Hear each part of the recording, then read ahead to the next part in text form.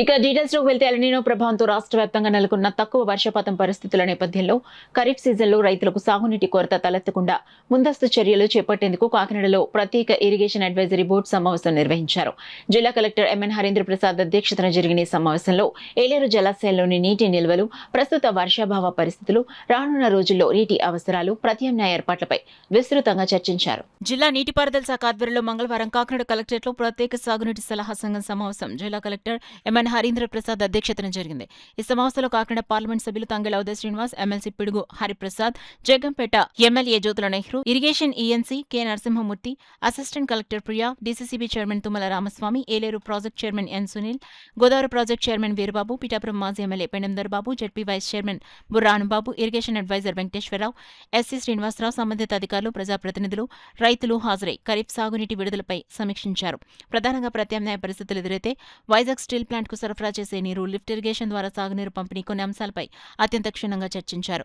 ఈ సందర్భంగా జిల్లా కలెక్టర్ హరీంద్ర ప్రసాద్ మాట్లాడుతూ ప్రస్తుతం రాష్ట్రంలో కొనసాగుతున్న సూపర్ ఎలనినో ప్రభావం వల్ల గత 4 నెలలుగా వర్షపాతం తగ్గుముఖం పట్టినప్పటికీ ఉప ముఖ్యమంత్రి పవన్ కళ్యాణ్ మరియు ఇరిగేషన్ శాఖ మంత్రి వర్యులు ప్రత్యేక సూచనలు మరియు ఆదేశాల మేరకు రైతులకు ఎలాంటి ఇబ్బంది కలగకుండా సాగునీరు అందించేందుకు ప్రణాళికలు రూపొందించామన్నారు. ఈ నిర్ణయం ప్రకారం ఏలేరు రిజర్వాయర్ ఆయకట్టు పరిధిలో మొత్తం 53,000 ఎకరాలకు, ముఖ్యంగా పిఠాపురం, పెద్దాపురం, జగంపేట నియోజకవర్గాల చివరి ఆయకట్టు భూములకు ఏలేరు జలాశయం నుంచి 1000 క్యూసెక్కుల నీటిని షెడ్యూల్ ప్రకారం విడుదల చేసేందుకు నిర్ణయం తీసుకోవడం జరిగిందన్నారు. గోదావరి ద్వారా పురుషోత్తంపట్నం పంపుల నుంచి నీటిని ఆగ్మెంట్ చేస్తున్నప్పటికీ ఎలనినో పరిస్థితుల దృష్ట్యా నీటి లభ్యతను బట్టి ఎప్పటికప్పుడు పర్యవేక్షణ చేస్తూ షెడ్యూల్ ప్రకారం నీటిని కింద స్థాయికి మళ్లించడం జరుగుతుందని జిల్లా కలెక్టర్ తెలిపారు.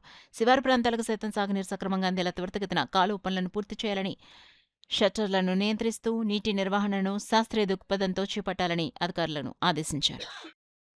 ప్రస్తుతం గోదావరి ద్వారా ఏ విధంగా ఉన్న నీటిని మనము ఇంకా పెంచుకోవచ్చు, అదేవిధంగా ఏ విధంగా నీటి యాజమాన్యం మనము మెరుగుగా చేసుకుంటే ఉన్న 53,000 ఎకరాలు కూడా సాగు చేయవచ్చు అనేది కూడా చర్చించడం జరిగింది.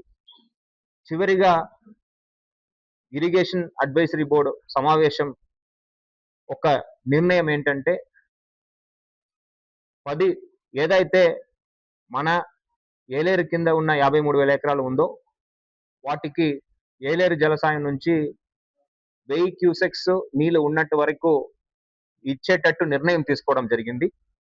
రైతు సోదరులు అందరూ కూడా వీలైన వరకు ఆరుతడి పంటలు, ఇరిగేటెడ్ క్రాప్స్, డ్రై క్రాప్స్ అనేది వేసుకోవాలని కోరడం జరిగింది. ఈ ఏదైతే 1000 క్యూసెక్స్ మనము రిలీజ్ చేస్తున్నామో వాటిని పకడ్బందీగా కింద స్థాయి ఉన్న ఆయకట్టు ఎవరైతే ఉన్నారో వారు సద్వినియోగం చేసుకునేటట్టు, వారు వినియోగం చేసుకునేక షెడ్యూల్ పరంగా మిగతా సెక్షన్స్ లో కిర్లంపూడి కానీ పెద్దాపురం కానీ ఉన్న సెక్షన్స్ లో ఉన్నవారు వాడుకోవాలని కూడా ప్రజాప్రతినిధులు స్పష్టత ఇవ్వడం జరిగింది. వరి నాటుకున్న వారు దీంట్లో ఉన్న రిస్క్ ని పరిగణలో తీసుకొని ప్రతి ఒక్కరు కూడా ఇన్సూరెన్స్ చేసుకోవాలని కూడా, పంటల బీమా చేసుకోవాలని కూడా స్పష్టత ఇవ్వడం జరిగింది.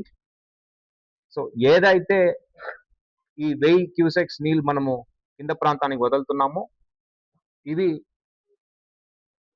పిఠాపురం నియోజకవర్గంలో ఉన్న 22,000 ఎకరాలతో పాటు పెద్దాపురం మరియు జగ్గంపేట నియోజకవర్గంలో ఉన్న ఆయకట్టు కూడా దీంట్లో కవర్ అవుతాయి. దీని ద్వారా రైతులు పండించుకునే అవకాశం ఉంటుంది. నీళ్ళు ఉన్నప్పటికీ కూడా రైతు సోదరులు అందరూ కూడా ఆలోచించి వీలైన వరకు రిస్క్ లేని ఐడి క్రాప్స్ వెళ్ళవలసిందిగా కూడా ఈ సందర్భంగా మీకు తెలియచేయడం జరుగుతున్నది. గోదావరి ద్వారా మనం ఏదైతే పురుషోత్తపట్నం పంపుల ద్వారా ఆగ్మెంట్ చేసుకుంటున్నామో ఆ గోదావరి ప్రభావం బాగుంటే ఇబ్బంది లేకుండా పూర్తి స్థాయికి మనం ఇచ్చే అవకాశం ఉంటుంది. ఎల్నినో ప్రభావం వల్ల గోదావరిలో నీళ్లు తగ్గుతున్న పరిస్థితిలో డెఫినెట్ గా నీళ్లు మనము పూర్తి స్థాయిలో ఇవ్వలేని ఒక సందర్భాలు అవకాశం ఉంటుంది. కాబట్టి రైతు సోదరులు అందరూ కూడా దాన్ని పరిగణలో తీసుకొని పంటల బీమా తప్పనిసరిగా